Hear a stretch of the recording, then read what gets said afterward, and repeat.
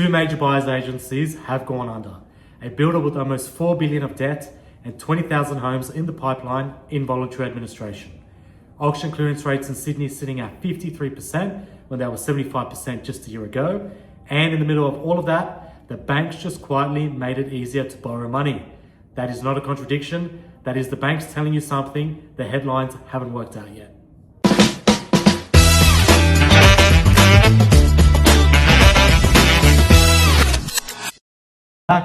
Thank you. It's the 26th of August. Yep. Back again for another live podcast. The live podcast. It's good to be back. We tried digital, and I think that went all right. That was good.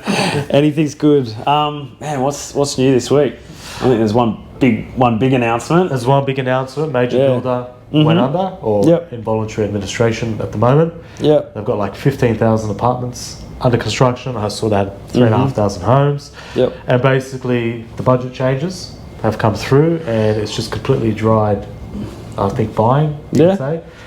Credit as well. And it just looks like it's one of those things where it's all come to a certain point, and the company now is struggling. It definitely does tell. So I think it is a little bit convenient for Bathler to point the finger at the budget change. I think there's a lot of sort of criticism about that, and whether they're using the current market as sort of a scapegoat. But it is interesting to sort of see over the last month, there's been a budget change. Interest rates are still talks of it going up. People are still uncertain, and the property industry, we've had two major buyers agencies also go under, and we've got a huge builder, sort of Western Sydney builder, gone under too. And I think it's telling a very interesting story about what's happening in the property market. Well, the property market's freezing. It's literally like there's not much happening. And the telltale sign, and you can see it already with the auction clearance rates, with the open homes. Obviously, everyone follows Tom Panos as well, and the way that he likes to do his videos as well. You can see it. You can see it. You can feel it. It's not a good sign for the property market. And it's contagious too. So like, even if you're a confident borrower, good amount of cash savings, investing in this market is still a good option for you. I think it's contagious. You feel the pressure, you feel the uncertainty. And so even those who might be less affected by the changes are still freezing. Well, I don't know if you saw that video from Panos, who was saying it was a bit of a conspiracy post. He does a few of those, And he was saying that they're specifically lowering the property values before the 30th of June 2027. Okay. Because that's when the new rules come in for capital gains tax. And he reckons that the government wants the property prices down as far as possible. So then when they go back up, there'll be more of a capital gain to be made. Fair enough. Because I did hear Chalmers as well go, look, there's going to be a bit of short-term pain for the next year or so, but within 2 years things should get back to normal. Which is coincidentally the time of the election. So it does make sense. I know it's a bit of a theory. Hey man, I love those things. I love those things. Don't sell me too much. I'll be a believer soon. So no, it is very interesting to see the politics involved. And I think it is, even though it's a bit of conspiracy theory, and maybe it might not play out exactly like that. I think it's maybe naive to sort of leave politics out of it. And I think there's definitely a connection to politics on everything that's happening. Budget only just being a portion of it. We're also, it's funny from the lending side as well. And I think we spoke about this last time. From lending, I think the banks are trying to get a little bit more business as well, and that's usually a telltale sign of hard times. Is when APRA and ASIC and all those types of things will regulate what's an appropriate lending policy, and the banks are starting to now sort of play around with those rules and be a little bit more lenient in their lending. I think St. George just announced that they normally shade rental income to 80%. They went up to 90%, and now they've gone up to 95%. So basically they're trying to sort of give borrowers as much income to play with. ING, they've come out with a 52-week casual employment. Previously, casual employment was shaded to sort of 48 weeks to account for annual leave and sick leave that you don't get as a casual employee.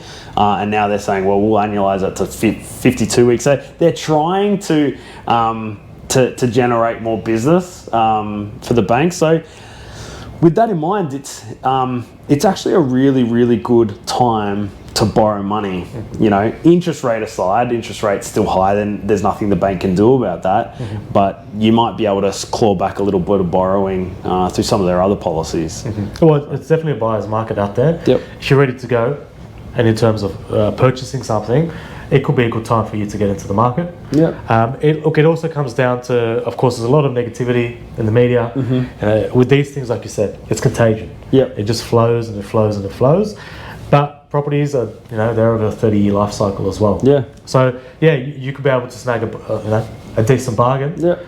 Eventually, they're not going to let the property market go down for too long. No, because it just impacts too many sectors of the economy. Yep. And you can see it with... And too much wealth is tied up in property. Exactly. And like, you just see it with Bathler, that's just one builder. That's a big builder. For now. Yeah. Imagine all of the small guys. Yeah. Like with that whole Bathler thing, it's like, whatever happened with the company, but what about those people that signed to build houses? They've got half a slab in the ground. Yep. And not only that, it's all the contractors. Think about all those guys, the tradies, the plumbers, all the construction people that were owed money are essentially not going to get paid. Yeah. Yeah. What's going to happen to the economy on the flow-on effect of that? Huge. It's going to be huge. Huge. I think, and like I was saying too, I think it's just going to be the start. I think there's a lot of businesses that are going to struggle in the next 12 months. Even if interest rates go down and there's a bit of a spike in the property market, even if things like that happen, I think the force of what's happened over the last few months since the budget is going to have a flow-on effect that's going to hurt a lot of Australians, and I think a lot of Australians are hurting. And we were talking about, like you said, people got a slab down, don't have a property, and they paid a deposit, and now the very business that they're relying on is turning away. And I think Bathler, like if it's a slab and it's a land and house type of package, then you can probably find another builder to finish off that for you. It'll cost you a bit of money and it'll be a bit frustrating. But if it's a townhouse or a unit, that becomes a lot more complex, right? And it relies on sort of the complete construction of every other unit. And so it's going to be a nightmare. Well, even of those the freestanding houses, at what point does the builder let go of the project? This is going to go through weeks and months of legal process before anyone's even going to touch that slab. As an example. So I think for those people who are in it, unfortunately, it's going to be tough. Absolutely. It's going to suck. Honestly, it's going to suck. And I think I don't know about Bathlers if there's any ATO debt or if there's any issues there, but I know the ATO will put their hand up pretty quickly to... But they're the first to get paid. Exactly. So the super obligations and the tax debts are first. Always first. And then of course after that you also have employee benefits, and it sort of goes down the cascading event. So are they first in the case of like registered mortgage? I think so too. I think the ATO is always the first. Trumps or interesting. And then of course they've probably got security against properties. The banks will take whatever they need to take as well. But the issue is it's all going to be fire sold. That's right. So it's going to be all sold pretty quick. It's going to be sold pretty quick. It's probably going to be sold at the value. So, but it's still going through the voluntary administration process. So there's still a light at the end of the tunnel. They may get through it, but they've appointed a administrator now to see if they can sort of keep the company going. So it's not all over yet, but you only pull that trump card when things are really bad. It is a telltale sign though. These businesses struggling. We saw that at COVID-19 in sort of 2020, 2021. Where if back builders were having a hard time then, I think there was issues with China as well and the cost of materials, and builders kept sort of putting up their prices because they had these fixed price contracts they were sort of obligated to perform with, and then eventually a lot of people were left with maybe a frame and a slab, and I think we're going to see a very similar thing. And I hope that it's maybe only a few or maybe only Bathler, because there's a lot of money that's people have tied up, and that's only going to hurt people more and more. So, have you seen rents go up like in terms of mortgage applications, they're saying that all of these changes are going to increase the rental prices on rental properties. Yeah. Have you seen that? Has it? I genuinely haven't. And I don't think, but I also don't think that's going to happen in 3 months. You know what I mean? Keep in mind, there's rules that you can only increase rent, every 12 months, and you can only increase it by a certain amount. And there's sort of rules that you have to adhere by. So it's not like if you're paying. I think they're talking about going up 30%, and if you're paying $900 per week rent, that can necessarily go up 30%, because I think that'll be too much of a jump for what the regulation allows. But I do think there will be an increase when people start hurting. And even if people aren't hurting, that's the thing about the rental market. And anyone with a rental property will know this. They got a call from their real estate agent, and their real estate agent says, hey, we looked at the market and we think the rent might be a little bit more. And landlords are not going to say no to that. Of course. You know what I mean? Like, yeah, sure, put up the rent. What can we do? An extra $95 a week, $95 a week or $100 a week. Sure, we'll take it, because now property costs a little bit more, and we're worried about what that future will be, so we're trying to recoup as much money as possible. But I haven't seen it yet. Okay. So I haven't seen it yet. Have you? No, look, I haven't seen it yet either. Yeah. But they're talking about a $2 increase, which we all know that's rubbish. Is a load of waffle. A load of waffle. Yeah. Because nothing goes up $2, right? Yeah. Especially when you're talking about something like a house or a unit or an apartment or whatever. Like, it's not going to go up $2. It's going to go up more than that. So I think they've modelled the numbers incorrectly. The only way that's going to happen is if they cut migration down, and it sort of goes backwards in terms of population growth. Yeah.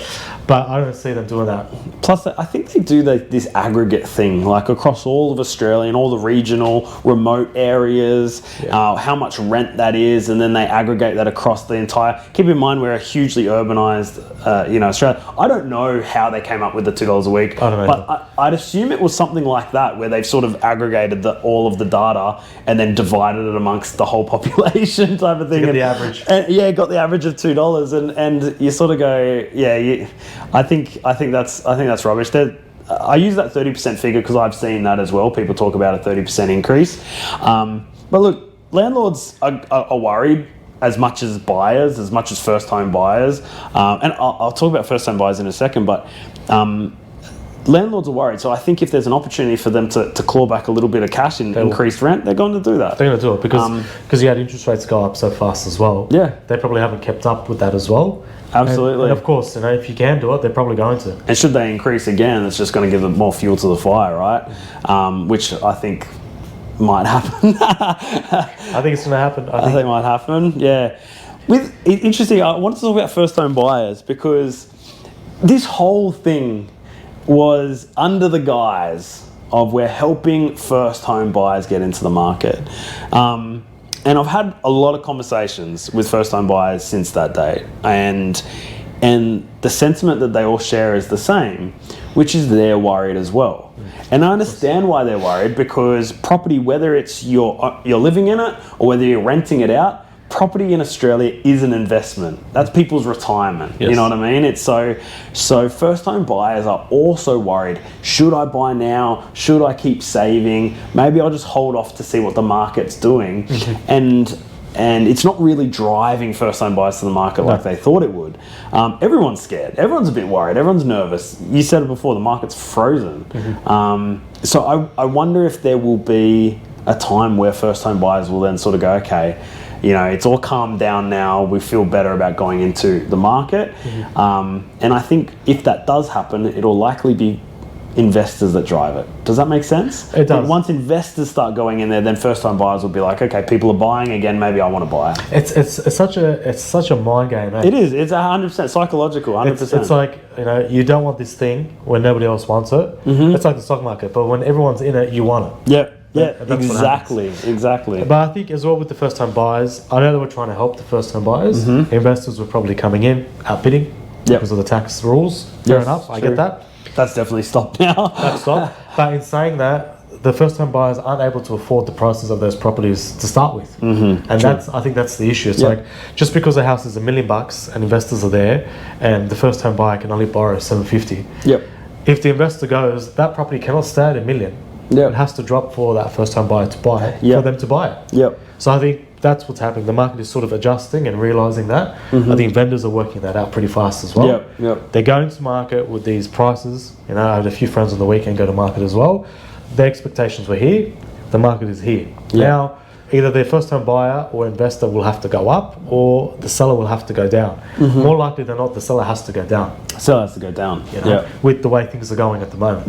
Because, like you said, the confidence is not there yet for the first-time buyer or the investor to come back into the market.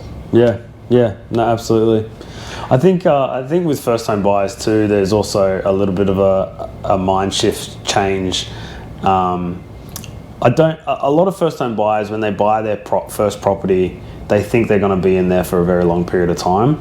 And the reality is that very rarely are they. You know, once their family grows, once they have kids and stuff like this, they outgrow it. They want to change the scenery and they end up moving places. My advice always to first-time buyers is that they need to look at areas that they can afford, and that's not going to push their borrowing capacity anyway, right? And I think, you know, I know that, you know, being close to mum and dad to get a bit of support with the kids, or being close to, you know, local schools and stuff like that is important. But maybe a little bit of a drive away might be so much cheaper and within that affordable range for first-time buyers. And secondly, it stops them from maxing out their borrowing capacity for their first home, and then they've lost the ability to go and invest, you know, because they've spent $1.2 million on their first home. They've now had a couple of kids. They want to pull a bit of equity out, and they're, you know, one of them's taking maternity leave, and all of a sudden they can't afford their current property, and they can't afford to invest and build wealth. So I think that's always my advice for first-time buyers. And I think as well, rent investing is also a good strategy. 100%. If you're a first-time buyer as well. You know, of course, you can live where you want to live. You know, you can live in an apartment close to the city if that's what you want to do, and build your wealth that way. Yeah, that's always a good tool. But you know, buying your first property and then getting yourself maxed out. You know, it's a long term, like longer term, it's going to hurt you, because not only can you not buy other properties and build wealth, it's also going to constrain your budget. You're going to miss out on the holidays, on spending money, on enjoying your life as well, which also needs to be part of a good life. Yeah, absolutely.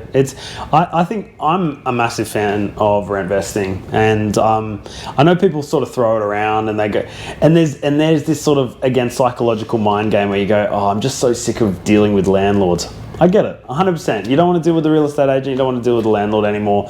But when it comes to sort of long-term wealth, you have to think, at what point are people buying their forever homes? And it's usually when they're a bit older, when their kids are teenagers and they need like a lot of space and a lot of area. You're not really buying your forever home, you know, when you're 23 and you just, you know, you've saved up your 5% deposit, you know. So if you start rent investing now, you start building wealth, you know, in areas that actually have good data, good growth, that are chosen well, then you're going to get a lot more growth out of those areas than be restricted to the one that's close to mum and dad, close to you know, work and close to school. So rent there. You know, I can give you an example in the area that I live in Sydney. The rental yield's like, what is it, 2.5% or something like gross. that? Yeah, the gross rental yield's about 2.5%, and so that's why would you invest there? You know, why would you buy there? And then the growth is, you know, fluctuates at the moment as well. Whereas you can go somewhere with a good rental yield, good strong growth. It's probably nowhere you've ever been before. You know, maybe in another state, but you're getting that growth out of it, so that when you get to a point where your kids are teenagers, you're both working now, you no longer need pay for daycare, you don't need your maternity leave, then you can sell those properties, or you've got enough equity in those properties to maybe offload some and hopefully make some money.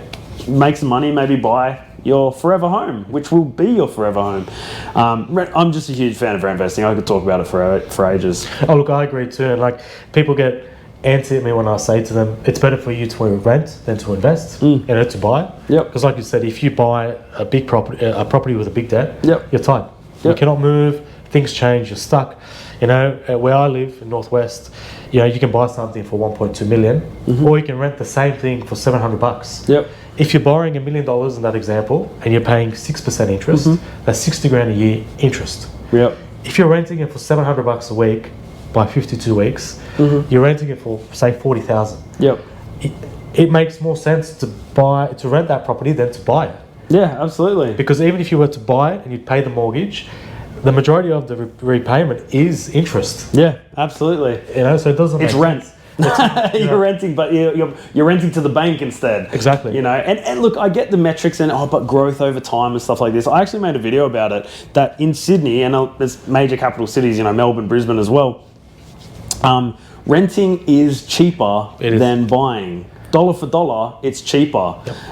Especially if you're in a low rental yield area. So if you're renting, and then don't put all your borrowing capacity, all your cash flow. You miss out on your holidays. You're eating beans for dinner because you can't afford anything good because you're trying to buy in that area that's going to cost you a fortune. Yep. Rent there for cheap. Yeah. And then go invest somewhere where you're going to make money. Exactly. And I think that hasn't died. I think the property market's frozen, but keep in mind that the property market is also pockets. Yes. It's not. We see data on an aggregate, especially the media will show you data on an aggregate, right? Australia's, major capital cities, west coast east coast of Australia, but there might be small pockets that are doing really well, performing really well. So it's about finding those pockets, I think. Yeah, when I mean about frozen, it doesn't mean you stop and do nothing, right? 100%. Like this is the time where you keep looking.